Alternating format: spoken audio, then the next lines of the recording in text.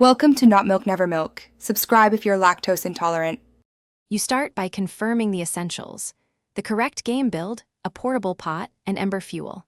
Once done, enter the target biome and enable hotspot mode. This forces environmental checks. Move to the mapped hotspot coordinates and place the pod on level ground so thermal readings are stable. Make sure to keep idle actions minimal to avoid resetting the spawn counter. This quick sequence gets the mechanics primed and prepares you for the detailed capture steps next. Now focus on sustaining the hotspot. Place the pot directly above the heat node and monitor the thermal gauge until it stabilizes green. That confirms optimal extraction temperature.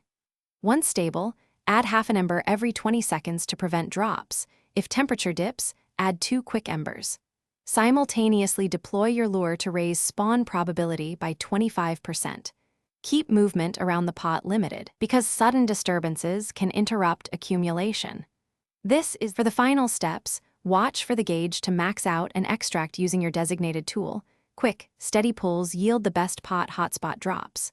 Once extracted, cool the pot gradually to preserve quality and avoid content corruption. If you fail to get a hotspot, retrace alignment. Slight misplacement or inconsistent fuel timing are the usual culprits.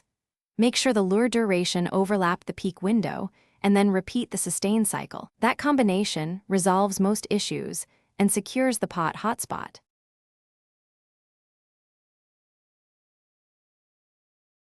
Thanks for watching. If this was helpful, leave a like and consider subscribing. See you next time.